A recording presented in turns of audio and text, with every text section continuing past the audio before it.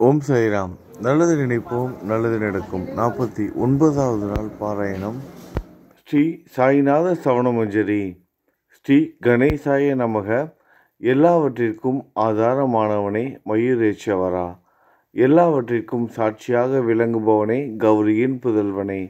எண்ணங்களுக்கெல்லாம் அப்பாற்பட்டவனே, பெருத்த வயிறுடையவனே. ஸ்ரீ கணபதியே, என்னை காத்தருள்வீர்.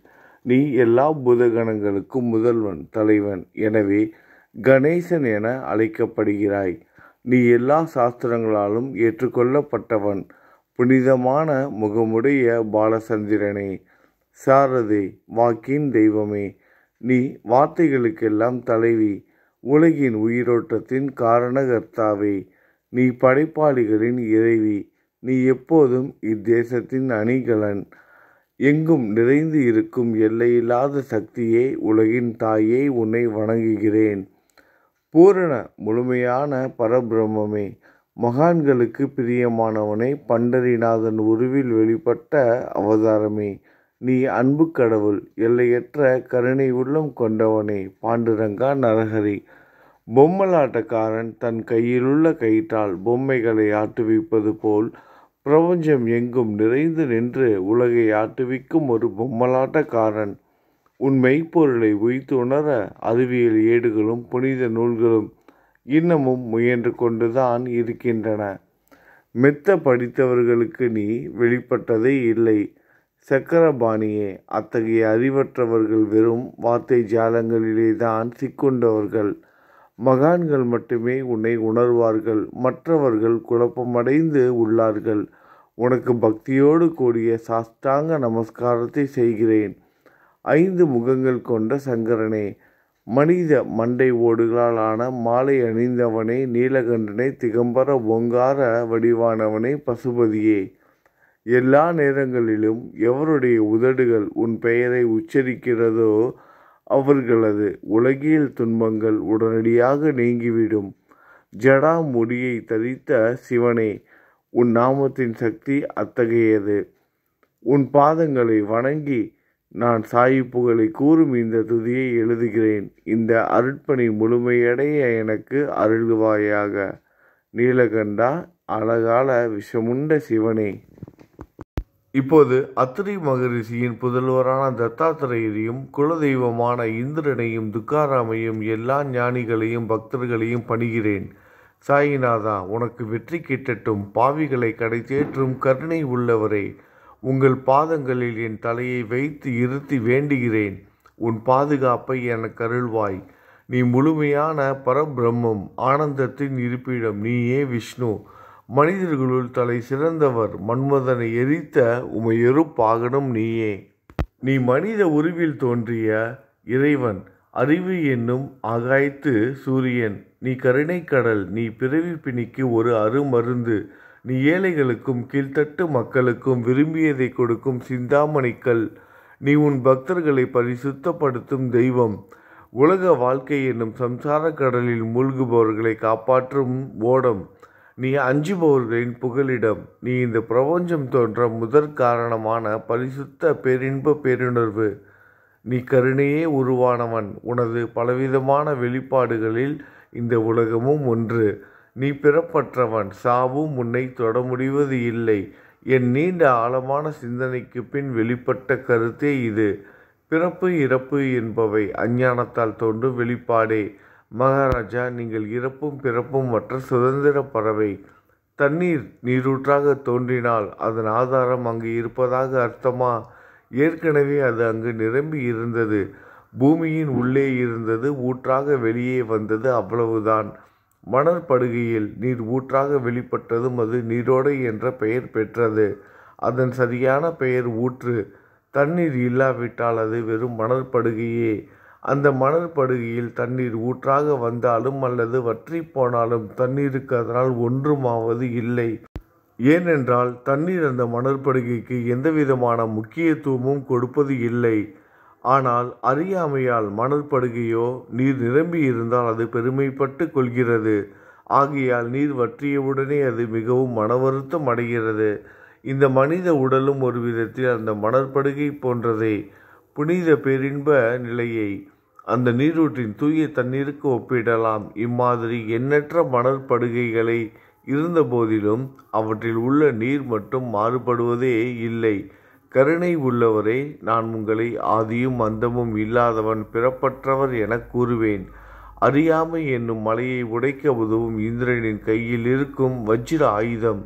இதுவரை இந்த பூமியில் எத்தனையோ எண்ணற்ற உயிரினங்கள் தோன்றியுள்ளன, இப்போதும் தோன்றிக்கொண்டுதான் இருக்கின்றன.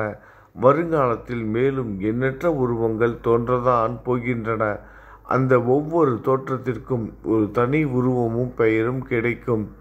இந்த உயிர்கள் ஒவ்வொன்றும் பெயராலும் தோற்றத்தாலும் மட்டுமே இவ்வுலகில் அடையாளம் காட்டப்படுகிறது. ஆகையால் அந்த சுத்த பேருணர்வு நிலையை நீ நான் என்று பிரித்து காட்டுவது சரியல்ல. ஏனென்றால் எது இரண்டாக தோன்ற முடியாதோ அதுவே உண்மையில் பரிசுத்த பேரின்ப பேருணர்வு சைதன்யம் எனப்படும். அது ஒன்றே அனைவரின் உள்ளும் ஆத்மா என்ற பெயரில் உள்ளது. மேலும் உண்மையை சொல்வதானால் அந்த ஒரே ஒரு சுத்த பேரின்ப பெருணர்வு நிலைதான் உலகம் முழுவதும் வியாபித்து இருக்கிறது. அப்படி இருக்கையில் நீ நான் என்ற வேற்றுமைகள் எவ்வாறு இருக்க முடியும்? நீருண்ட மேகத்தில் உள்ள நீரின் தன்மை உலகெங்கிலும் ஒன்றே. ஆனால் அது பூமியை அடைந்தது வெவ்வேறு தோற்றங்களை ஏற்கின்றன. நதி, ஏரி, ஊற்று. கோதாவரி மணற்படுகையில் விழும் நீர் கோதாவரி நதி என்றழைக்கப்படும். அதே சமயம் கிணறு ஒன்றில் விழும் நீருக்கு அந்த சிறப்பு தகுதி கிடைப்பது இல்லை. கோதாவரி நதி மிகவும் புனிதமானது. நீங்கள் அதில் உள்ள நீரை போன்றவர், நாங்கள் குளம், குட்டை, சகதியில் உள்ள நீர் போன்றவர்கள். நம் இருவருக்கும் இடையே உள்ள வித்தியாசம் இதுதான். எங்கள் வாழ்வின் குறிக்கோளை அடைவதற்கு நாங்கள் உங்களிடம் வர வேண்டும். கூப்பிய கரங்களுடன் சரணடைய வேண்டும். ஏனென்றால் நீங்கள் ஒருவரை புனிதத்தின் உறைவிடம். புனிதமடைந்த கோதாவரி நதி மணற்பரப்பில் மழைநீர் பாயத் தொடங்கும் பொழுது அந்த நீர் புனிதத்தன்மையை அடையும். அதை வெறும் தண்ணீராக மட்டும் கருதினால் அந்த தண்ணீர் தான் எல்லா இடங்களிலும் இருக்கிறது. கோதாவரி நதி தீரம் முழுவதும் புனிதமாக கருதப்பட்டது.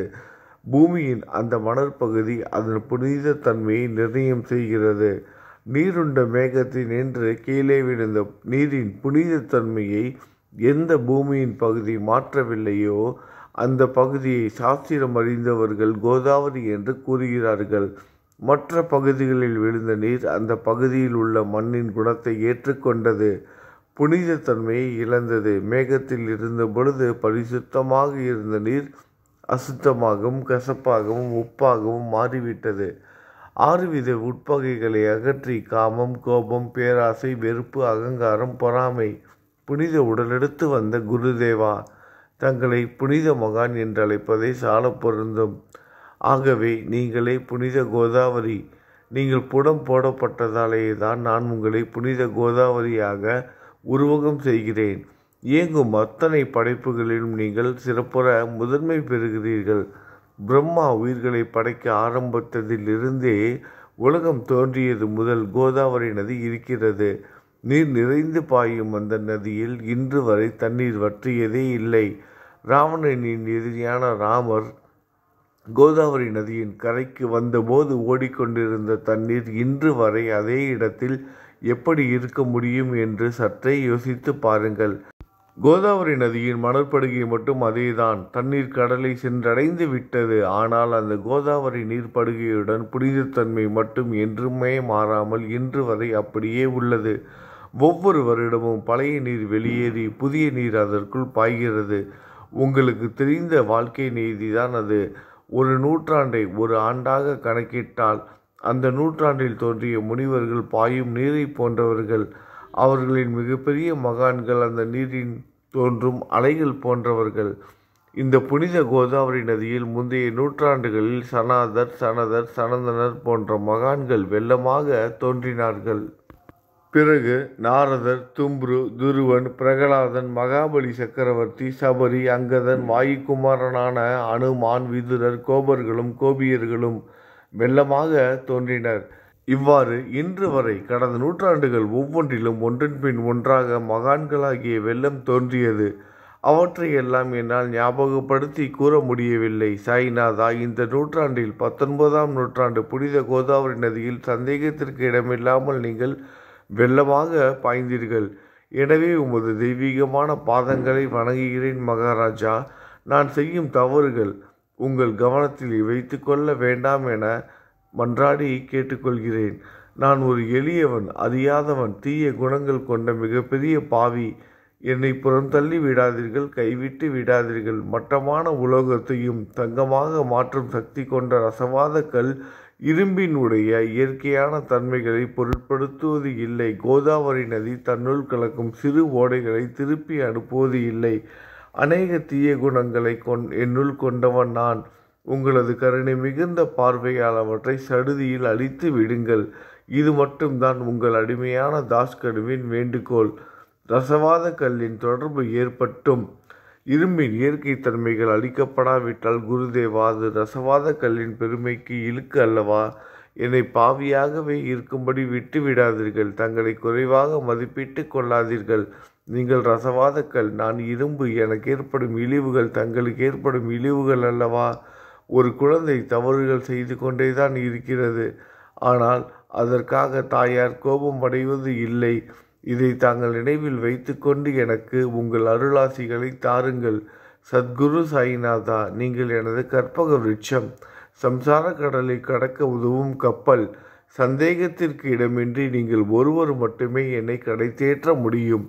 நீங்கள் எனக்கு காமதேனுவாகிய பசு. நீங்கள் சிந்தாமணிக்கல், ஞானவானில் சூரியன் தாங்கள். நீங்கள் நற்பண்புகளின் சுரங்கம், சொர்க்கத்திற்கு ஏறி செல்ல உதவும் ஏனி நீங்கள். புனித செயல்களின் நிறைகள் நிறைய கொண்டவரை, பரிசுத்தமானவரை, சாந்தி மற்றும் பேரின்பத்தின் மொத்த உருவமே, இரண்டாக இல்லாதவரை, வேறுபாடு இல்லாதவரை, அறிவு கடவுளை, குறைகளற்ற முழுமையான அறிவாக உருவெடுத்தவரை, மனிதர்களில் உன்னதமானவரை, சாந்தி மற்றும் மன்னிப்பதின் உறைவிடமே, பக்தர்களின் அடைக்கலமே, என்னை ஆசீர்வதியுங்கள், என்னை ஆசீர்வதியுங்கள். சத்குரு மச்சீந்திரநாதர் நீயே. சிவன் நெற்றிக்கண்ணை திறந்தவுடன் அந்த அக்னியில் தோன்றிய மகாத்மா ஜாலந்தரும் நீயே. நீங்கள் மகாராஷ்டிராவில் தோன்றி பக்தி மார்க்கத்தை பரப்பிய ஞானிகள் நிவர்த்திநாதர், ஞானேஸ்வரர், கபீர்தாசர், ஷேக் முகமது ஏகநாதர். நீங்கள் போதவா தத்தகுருவின் குரு நீங்களே. பண்டரிநாதரின் அடியவர் சாவதா மாலி. நீங்கள் உண்மையில் ஆஞ்சநேயரின் மறு அவதாரம் ராமதாசர். நீங்கள் மகாராஷ்டிர ஞானி பாண்டுரங்கன் மீது அபகங்கள் என்னும் கீர்த்தனை நிறைய இயற்றிய துகாராம். சாயிநாதா, நீங்கள் முஸ்லிம் ஞானி ராமபக்தர் ஷகாராம். நீங்கள் தத்தாத்திரேயரின் மறு அவதாரம் மாணிக் பிரபு. உங்களது இன்றைய அவதார தோற்றம் மற்றும் உங்களுடைய எண்ணற்ற தன்மைகளை புரிந்து கொள்ள உண்மையில் கடினமாக இருக்கிறது. உங்களது ஜாதி குலம் பற்றிய எதையும் நீங்கள் எவருக்கும் வெளிப்படுத்தியது இல்லை. சிலர் உங்களை முஸ்லீம் என்கிறார்கள், சிலர் உங்களை பிராமணர் என்கிறார்கள். கிருஷ்ணனை போன்று எண்ணற்ற தெய்வீக லீலைகளை செய்வதெல்லாம் உங்களுக்கு ஒரு விளையாட்டு. ஸ்ரீ கிருஷ்ண பரமாத்மாவை பார்த்து உயிர்த்துணர்ந்த பல்வேறு மக்கள் பலவிதமான பெயர்களிட்டு அவரை அழைத்தனர்.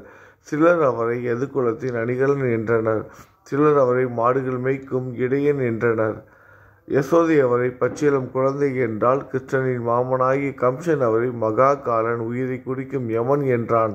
அர்ஜுனன் அவரை எங்கும் நீக்கமர நிறைந்துள்ளவர் என்றான். அவ்வாறே குருநாதா, ஒவ்வொரு மனிதனின் மனநிலைக்கு ஏற்ப, அவரவர் எண்ணங்களுக்கு ஏற்ப உங்களுக்கு பெயர்களை சூட்டினார்கள். மசூதி நீங்கள் வாழும் இருப்பிடம். உங்கள் காதுகள் குத்தப்படவில்லை. இந்து மத வழக்கப்படி காதுகள் குத்தப்பட வேண்டும். பாத்தியா ஓதுவதை பார்த்து நீங்கள் முஸ்லீம் என்று கூறுவது பொருத்தமானதே. கருணாமூர்த்தியே, அதேபோல் நீங்கள் அக்னியை வழிபடுவதை பார்த்து நீங்கள் ஒரு இந்து என்று முடிவு செய்யப்பட்டது. இந்த வெளிப்புற வித்தியாசங்களை வீண் விவாதம் செய்யும் எண்ணம் கொண்டவர்களை விரும்புவார்கள். உண்மையான ஞானத்தில் ஆர்வம் கொண்டவர்கள் இந்த வெளிப்புற வேறுபாடுகளுக்கு முக்கியத்துவம் தரமாட்டார்கள். நீங்கள் பிரம்மத்தின் நிலையில் இருக்கிறீர்கள். ஜாதி குலம் போன்றவை உங்களுக்கு முக்கியமில்லை. நீங்கள் எல்லோருக்கும் மேலான உயர்ந்த குருவாகவும் இந்த பிரபஞ்சத்தை படைத்தவராகவும் இருக்கிறீர்கள். முஸ்லிம் இந்துக்களுக்கிடையே பகைமையுணர்வு ஏற்பட்டதால் அவர்களுக்கிடையே இணக்கமான உறவையும் ஒற்றுமையையும் ஏற்படுத்துவதற்காகவே நீங்கள் மசூதியில் அமர்ந்து அக்னி வழிபாட்டை நடத்தி உங்கள் லீலைகளை பக்தர்களுக்கு காட்டினீர்கள். நீங்கள் ஜாதி மதங்களுக்கு அப்பாற்பட்டவர். நீங்கள் பிரம்மமே. உண்மையில் அதுவே நீங்கள்தான். நீங்கள் உண்மையில் எண்ணங்களுக்கும் அப்பாற்பட்டவர். உங்களை பற்றிய வாத பிரதிவாதங்கள், ஊகங்கள், ஆதாரம் இல்லாத கருத்துக்கள் நடமாடும் இடத்தில் என் வார்த்தைகளுக்கு முக்கியத்துவம் எப்படி கிடைக்கும்? ஆனால் உங்களை பார்க்கும் பொழுது என்னால் மௌனமாக இருக்க முடியவில்லை. வார்த்தைகளால் போற்றுதலே உலக வழக்கில் உள்ள ஒரே வழக்கம். ஆகையினால் உங்கள் அருளாசியுடன் வார்த்தைகளால் எப்படி எல்லாம் போற்ற முடியுமோ அவ்வண்ணமே போற்றி புகழ்கிறேன். கடவுளின் நிலையை விட மகான்களின் நிலை வேறுபட்டு மிக உயர்ந்ததாகவும் இருக்கும். மகான்களின் அருகில் நான், எனது போன்ற எண்ணங்களுக்கு இடமே இல்லை. கடவுளை வெறுத்ததால் இரணியகசிபுவும் ராவணனும் கொல்லப்பட்டனர். மகான்கள் கைகளால் இத்தகைய துர்சம்பவங்கள் ஏற்படுவதே இல்லை. அரசன் கோபிசந்தர் முனிவர் ஜாலந்தரை சாண குவியலுக்குள் புதைத்தான். ஆனால் அந்த நிலையிலும் அரசரின் அந்த செயலுக்காக அந்த முனிவர் வருத்தப்படவே இல்லை. அரசனின் அந்த செயலுக்கு நேர்மாறாக அந்த அரசனை சம்சார சுழலிலிருந்து விடுவித்து அவனை முக்தியடைய செய்தார். மகான்களின் சக்தி இப்படிப்பட்டதே. அவற்றை விவரித்து கூற முடியாது. மகான்கள் சூரியனை போன்றவர்கள். அவர்கள் கருணை ஒளிவிட்டு பிரகாசிக்க கூடியது. மகான்கள் சந்திரனைப் போல் இதயத்திற்கு ஆறுதல் கொடுப்பவர்கள். சந்திரனின் மேன்மையான ஒளிக்கதிர்கள் போல் அவர்களது அருள் ஒளி வீசும். மகான்கள் இதமளிக்கும் கஸ்தூரி போன்றவர்கள். அவர்கள் அருள் அதன் நறுமணம் போன்றது. மகான்கள் சாறு நிரம்பிய கரும்பு போன்றவர்கள். அவர்களின் அருள் அந்த கரும்பு சாற்றினை போல் இனிப்பானது. நிச்சயமாக மகான்கள் நல்லவர்களிடமும் தீயவர்களிடமும் ஒரே விதமாக நடந்து கொள்கின்றனர். இதற்கும் மேலாக பாவிகளிடம் அவர்கள் காட்டும் அன்பு அளவிட முடியாதது. கோதாவரி நதியில் அழுக்கடைந்த துணிகளே சுத்தம் செய்யப்பட வேண்டி வருகின்றன. சுத்தமான துணிகள் கோதாவரி நதியில் நின்று வெகு தூரத்தில் பெட்டியிலேயே தங்கிவிடுகின்றன. பெட்டியில் வைக்கப்பட்டிருந்த அந்த துணியும் ஒரு முறை கோதாவரி மணற்படுக்கைக்கு நன்றாக துவைப்பதற்காக வந்ததுதான். இந்த உவமையில் பெட்டிதான் வைகுண்டம், நீங்களே கோதாவரி. கோதாவரி நதிக்கரையே நம்பிக்கை. எல்லா உயிரினங்களும் துணிகள். 6 விதமான மன விகாரங்களே அவற்றை பற்றியுள்ள அழுக்கு. அவை காமம், கோபம், கஞ்சத்தனம், மதம், பொறாமை, மோகம் என்பவையே. தங்கள் பாதார விந்தங்களை வணங்குவதை கோதாவரியில் செய்யப்படும் புனித குளிகள். எல்லா பாவங்களையும் மன அழுக்குகள் போக்கி சமத்திரயங்களை சுத்தப்படுத்தும். சம்சார வாழ்க்கையில் உழலும் மக்களாகிய நாங்கள் மேலும் மேலும் பாவம் செய்கிறவர்களாக இருக்கிறோம். எனவே மகான்களின் தரிசனம் பெறுவதற்கு நாங்கள் தகுதியுடையவர்கள் ஆகிறோம். கோதாவரி நதியில் தண்ணீர் நிரம்பியுள்ளது. படித்துறையில் துவைப்பதற்காக துணிகள் வருகின்றன. அவை துவைக்கப்பட்டு சுத்தப்படுத்தப்படாவிட்டால் கோதாவரி நதிக்கல்லவா இழுக்கை தேடித்தரும். நீங்கள் அடர்ந்த இலைகளுடன் கூடிய நிழலையும் குளிர்ச்சியையும் தரும் மரம். உண்மையில் நாங்கள் வழிப்போக்கர்கள். எங்களை 3 வித துக்கங்கள், இயற்கை இடர்பாடுகளால் வரும் துன்பங்கள், நமது உடலுக்கு வரும் நோய் நொடிகள், அஞ்ஞானத்தால் நிரம்பிவிடும் பாவ மூட்டை எனப்படும் வெயில் சுட்டரிக்கின்றன. கருணாமூர்த்தியே, அந்த சுட்டரிக்கும் 3 வித தாபங்களின் வெப்பத்திலிருந்து எங்களை காப்பாற்றும். குருராயா, தங்கள் அன்பு மிகுந்த கருணை என்னும் குளிர் நிழல் இந்த சம்சாரம் என்னும் வாழ்க்கை கடலை கடக்க உதவும் தன்மை கொண்டது. மரத்தின் அடியில் அமர்ந்தும் ஒருவன் சூரியனின் சுட்டரிக்கும் வெப்பத்தை உணர்ந்தால் அந்த மரத்தை நிழல் தரும் மரம் என்று கூற முடியுமா? பாருங்கள், உங்கள் அருளின்றி இந்த உலகில் நல்லது என்பது ஏற்படுவது இல்லை. எனவே தர்மத்தை நிலைநிறுத்துவதற்காக சேஷசாயி அர்ஜுனனுக்கு நண்பனாக, வழிகாட்டியாக மற்றும் ஆன்மீகவாதியாக மாறினார். சுக்கிரீவனின் அன்பினாலே விபீடனன் அரசன் ராமனின் நட்பை பெற்றான். ஸ்ரீ ஹரியும் மகான்கள் மூலமாகத்தான் பெருமை பெற்றார். பிரம்மம் உருவமற்றது. எனவேதான் வேதங்களால் அதை வர்ணிக்க முடியவில்லை. பூமியில் அதை மனித உருவில் தோன்ற வைத்து மகான்கள் அதன் உருவமற்ற தன்மையை மாற்றினர். தாமாஜி என்ற பக்தருக்காக பாண்டுரங்கனை ஒரு தாழ்த்தப்பட்ட குலத்தில் பிறக்க வைத்தார். சோகமேளா என்ற பக்தருக்காக உலகின் தெய்வமாகிய இறைவனை இறந்த எருமைகளின் உயிரற்ற உடல்களை எடுக்க வைத்தார். மகான்களின் பெருமையை உணர்ந்த இறைவன் தன்னில் சுமந்து உழைத்தார். உண்மையில் மகான்கள் எல்லாவற்றையும் தாங்கும் சக்தியும் சச்சிதானந்த பிரபுவுமாகிய இறைவனின் எஜமானர்களே. இதற்கு மேலும் சொல்வதற்கு ஏதும் இல்லை. நீங்களே என் தாயும் தந்தையும் ஷீரடி கிராமத்தில் வசிக்கும் சத்குரு சாயிநாதா. பாபா, உங்கள் லீலைகளை எவர் ஒருவராலும் உண்மையிலேயே புரிந்து கொள்ள முடியாது என்கிற போது சாதாரண மனிதனாகிய நான் எவ்வாறு அவற்றை விளக்க முடியும் கூறுங்கள். எல்லா உயிரினங்களையும் காப்பாற்ற நீங்கள் ஷீரடிக்கு வந்திருக்கிறீர்கள். மண் அகல் விளக்குகளில் வெறும் தண்ணீரை ஊற்றி அவற்றை எரிய வைத்தீர்கள். மிக குறுகிய மரப்பலகையை தொங்கும் மூஞ்சல் படுக்கையாக்கி உங்கள் யோக சக்தியை உங்கள் பக்தர்களுக்கு காட்டினீர்கள். அநேக பெண்களின் மலட்டுத்தன்மையை முழுவதுமாக நீக்கினீர்கள். உதியின் மூலம் அநேக பேரின் வியாதிகளை குணமடைய செய்தீர்கள். இவ்வுலகம் சம்பந்தமான துன்பங்களை நீக்குவது உங்களுக்கு ஒரு பொருட்டே அல்ல. யானை ஒன்று எறும்பை சுமையாக கருதுமா? குருராயா, இப்பொழுது இந்த எளியவன் பால் கருணை காட்டுங்கள். உங்கள் பாதங்களில் சரணடைந்து விட்டேன். என்னை திருப்பி அனுப்பி புறம் தள்ளி விடாதீர்கள். மகாராஜ், நீங்கள் அரசர்களுக்கெல்லாம் அரசன். நீங்கள் குபேரனை விட செல்வம் அடைந்தவர். நிச்சயமாக தன்னிகரற்ற வைத்தியர். உங்களை விட மேலானவர் எவரும் இல்லை. மற்ற கடவுள்களை வணங்குவதற்கு தனித்தனியாக பூஜை பொருட்களும் வழிபாட்டு முறைகளும் உள்ளன. ஆனால் உங்களை வணங்குவதற்கு தகுதியான பொருட்களை இந்த உலகில் இல்லை. சூரியனின் ராஜ்யத்தில் தீபாவளி பண்டிகையை கொண்டாடுவது என்றால் எவ்விதமான பொருட்களை கொண்டு அதை கொண்டாடுவோம்? சமுத்திரத்தின் தாகத்தை தணிக்க பூமியில் போதுமான தண்ணீர் கிடைக்காது.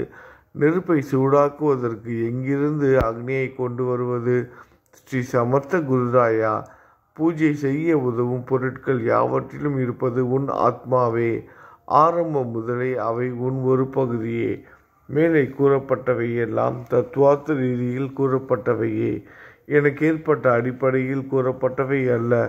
அனுபவங்கள் இன்றி கூறப்படும் வார்த்தை ஜாலங்கள் வீணே.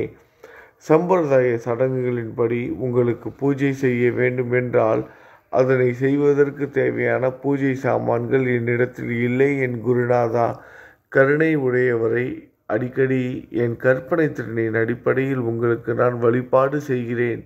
அந்த வழிபாட்டை இந்த அடிமையிடமிருந்து ஏற்றுக்கொள்ளுங்கள். இப்போது என் அன்பு கண்ணீரால் உங்கள் கால்களை கழுவுகிறேன்.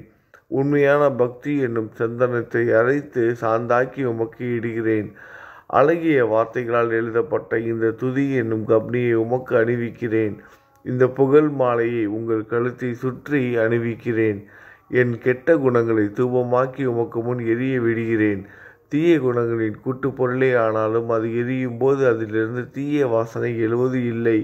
சத்குருவுக்கு முன்பு இல்லாமல் வேறு எங்காவது இந்த தூபம் எரியவிடப்பட்டால் அங்கெல்லாம் இந்த தூபத்தின் நிலை கீழே கொடுத்த மாதிரி ஆகும். அதாவது சாம்பிராணியை நெருப்பில் போட்டவுடன் அது பொசுங்கி அதில் உள்ள நல்ல மனம் என்ற நற்குணம் அதை விட்டு மறைந்து போகிறது.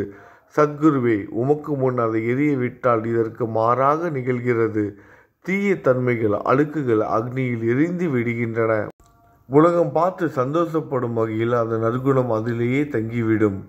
மனதில் உள்ள தீய குணங்கள் யாவும் எரிந்த பிறகு மனம் மாசற்றதாகிறது. கங்கையில் உள்ள மாசுக்கள் நீங்கியவுடன் கங்கை புனிதமடைகிறது. மாயை, மோகம் என்ற தீபத்தை உமக்கு ஏற்றி காட்டுகிறேன். அதன் மூலம் என் மனம் வைராக்கியத்தை அடைய அருள் செய்வீராக குருராயா.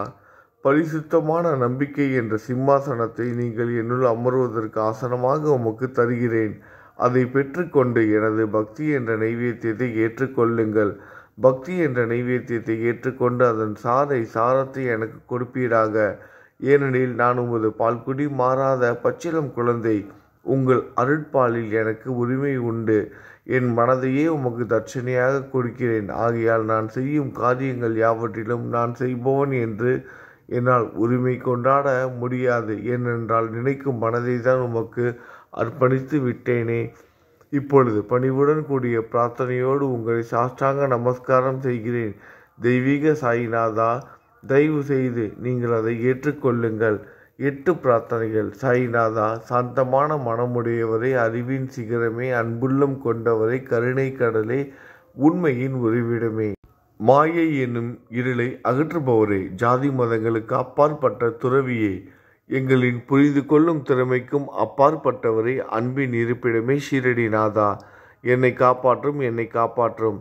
ஞான சூரியனே, ஞானத்தை அளிப்பவரே, எல்லாவித நல்ல செயல்களையும் செய்பவரே, பக்தர்களின் மனங்களில் ஒளிரும் பரமஹம்சரே, தங்களை சரணடைந்தவர்களை காப்பவரே, படைக்கும் தொழில் புரியும் பிரம்மாவே நீங்கள், காக்கும் கடவுள் விஷ்ணுவே நீங்கள், 3 உலகங்களையும் கடைசி லயமடைய செய்யும் ருத்திரனும் சிவனும் நீங்களே. நீங்கள் இல்லாத இடமே இந்த பூமியில் ஏது? எல்லாம் அறிந்த இறைவன் நீங்கள். எங்கள் அனைவரின் இதயங்களிலும் வசிப்பவரும் நீங்களே.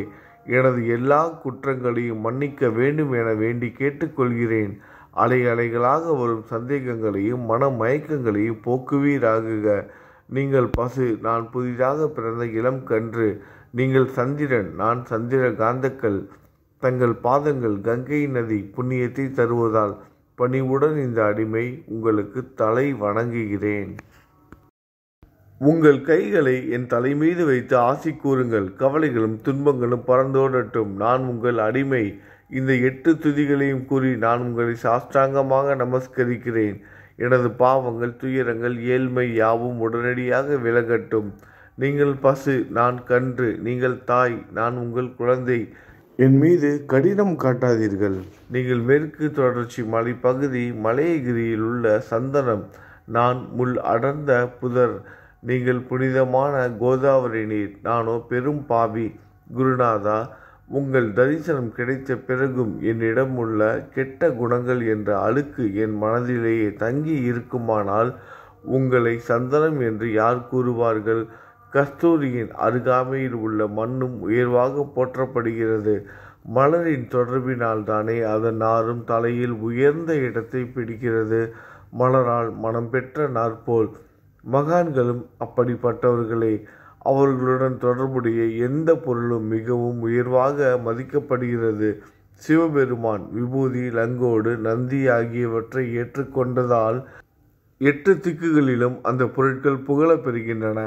இடையர்களை மகிழ்விப்பதற்காக யமுனை நதிக்கரையில் உள்ள பிருந்தாவனத்தில் உலகிற்கெல்லாம் இறைவன் தகிகாலா உரியடி விளையாட்டு என்ற விளையாட்டை விளையாடினான். அதுவும் அறிவுடையோர் மத்தியில் ஏற்றுக்கொள்ளப்பட்டது.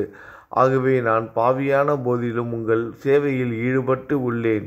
குருநாதரை, என் நிலைமையை பற்றி மனதில் எண்ணிப்பாரும். குருநாதா, இந்த லௌகீக உலகிலோ அல்லது ஆன்மீக வழியிலோ எந்த விஷயங்களெல்லாம் எனக்கு சந்தோஷத்தை கொடுக்கும் என என் மனம் சந்தேகமில்லாமல் நம்புகிறதோ அவற்றையெல்லாம் நீங்கள் எனக்கு அளித்தருள வேண்டும். உமது கருணையால் இந்த மாதிரி செய்துவிடும். எனது மனதை அடக்கிவிடுங்கள். சமுத்திரங்கள் எல்லாம் தித்திப்பாக மாறினால் பிறகு அவை உப்பு கரிக்குமே என்ற பயம் தோன்றாதே. சமுத்திரத்தை தித்திப்பாக்கும் சக்தி உங்களுக்கு உண்டு. ஆகையால் தான் எனது இந்த வேண்டுகோள். தயவு செய்து இந்த வேண்டுகோளை நிறைவேற்றும். என்னிடம் என்னென்ன குறைகள் உண்டோ அவை அனைத்தும் உங்களுடையதே. ஆத்ம ஞானம் பெற்றவர்களில் முதலிடத்தில் உள்ள உங்களிடம் குறை என்பதை பொருந்தாதே. இப்போது இதற்கு மேலும் நான் ஏன் அதிகம் பேச வேண்டும்?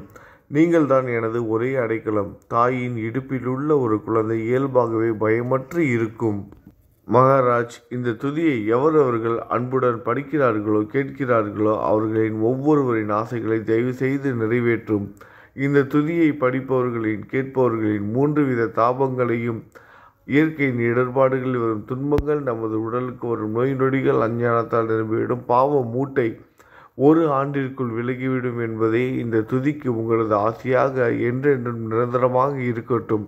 குளித்து முடித்துவிட்டு மனதின் முழுமையான நம்பிக்கையுடன் இந்த துதியை தொடர்ந்து பாராயணம் செய்ய வேண்டும். அப்படி முடியாவிட்டால் வாரம் வாரம் வியாழந்தோறும் சத்குருவை வணங்கி அவர் உருவை தியானம் செய்து கொண்டு இந்த துதியை பாராயணம் செய்யுங்கள். இதுவும் கூட முடியாவிட்டால் மாதம் வரும் 2 ஏகாதசி தினங்களில் இந்த துதியை பாராயணம் செய்யுங்கள். இது ஏற்படுத்தும் விளைவுகளை பார்த்து அதிசயப்படுவீர்கள். குருமூர்த்தியான சாயிநாதர் இந்த துதியை பாராயணம் செய்பவர்களுக்கு இவ்வுலகியல் ஆசைகளை முழுமையாக உடனடியாக நிறைவேற்றுவார். இந்த துதியை திரும்ப திரும்ப பாராயணம் செய்வதால் முட்டாள்கள் கூர்மையான புத்தியை அடைவார்கள். யாருடைய வாழ்நாளாவது குறைவானதாக இருப்பின் இந்த துதியை அவர்கள் படிப்பதால் 100 ஆண்டு காலம் வாழ்வார்கள். இந்த துதியை தொடர்ந்து பாராயணம் செய்து வந்தால் செல்வம் குறைவாக இருந்தால், ஏழையாக இருந்தால், செல்வத்தின் அதிபதி குபேரன் அவர்கள் வீட்டிற்கு வந்து தங்கி அவர்களுக்கு ஏவல் புரிவான். இது சத்தியம், இது சத்தியம், இது சத்தியம் என 3 முறை கூறுகிறேன். குழந்தை செல்வம் இல்லாதவர்கள் இந்த துதியை தொடர்ந்து படித்து வந்தால் குழந்தை செல்வம் பெறுவர். இந்த துதியை படிப்பவர்களின் வியாதிகள் எல்லா பக்கங்களிலும் பறந்தோடிவிடும். வியாதியினின்று குணம் கிடைக்கும். இந்த துதியை திரும்ப திரும்ப படித்தால் பயம் மற்றும் கவலை மறைந்து போகும். மதிப்பும் மரியாதையும் கிடைக்கும். அழிவற்ற பிரம்மத்தை உணர்வார்கள். பிரம்ம ஞானம் கிட்டும். அறிவுடையோரை, இந்த துதியின் மீது உங்கள் இதயங்களில் முழுமையான நம்பிக்கை வையுங்கள். சந்தேகங்கள், நம்பிக்கையின்மை, தவறான எண்ணங்கள் ஆகியவற்றிற்கு கொஞ்சம் கூட மனதில் இடம் கொடுக்காதீர்கள். ஷீரடிக்கு புனித பயணம் மேற்கொள்ளுங்கள். பாபாவின் தாமரை பாதங்களை மனதில் நிறுத்துங்கள். அவர் அனாதைகளின் உறவினர், பக்தர்களின் விருப்பங்களை நிறைவேற்றும் கற்பகத்தரு. பாபாவால் உணர்வூட்டப்பட்டு இந்த துதியை நான் இயற்றினேன். இல்லாவிட்டால் எந்தவிதமான முக்கியத்துவமும் இல்லாத என்னால் இந்த துதியை எவ்வாறு எழுத முடியும்? சக ஆண்டு 1840, ஆங்கிலம் ஆண்டு 1918, புரட்டாசி மாதம் வளர்பிறையில் விநாயகர் சதுர்த்தி அன்று திங்கட்கிழமை 2வது யாமத்தில் சூரிய உதயத்திற்கு முன் இந்த பாமாலை நிறைவு செய்யப்பட்டது. புனிதம் வாய்ந்த நர்மதா நதிக்கரையில் இந்தூருக்கு அருகிலுள்ள ஊரான மகேஸ்வர சேத்திரத்தில் ஸ்ரீ அகல்யா தேவியின் சந்நிதியில் சாயிநாதரை போற்றி பாடும் இந்த ஸ்தவன மஞ்சரி நிறைவடைந்தது. மகேஸ்வரம் என்ற புனித ஸ்தலத்தில் இந்த துதி நிறைவடைந்தது. ஸ்ரீ சாயிநாதர் என் மனதிற்குள் புகுந்து இந்த துதியின் ஒவ்வொரு வார்த்தையையும் என்னை கூற வைத்தார். எனது சீடன் தாமோதரன் இதை நான் கூற எழுதினான். தாஸ்கனுவாகிய நான் எல்லா ஞானிகள் மற்றும் துறவிகளின் வேலையால் எங்கும் மங்களம் பொங்கட்டும். ஸ்ரீ சாயிநாதரை போற்றி பணிவுடன் எழுதப்பட்ட இந்த ஸ்ரீ சாயிநாத ஸ்தவனமஞ்சரி என்ற துதி பாராயணம் செய்பவர்கள் சம்சார கடலை கடக்க உதவட்டும். இது ஸ்ரீ பாண்டுரங்கனுக்கு தாஸ்கனுவின் நம்பிக்கை மற்றும் பணிவோடும் கூடிய பிரார்த்தனை. ஓம் சாய்ராம். நல்லது நினைப்போம், நல்லதே நடக்கும். ஓம் சாய்ராம்.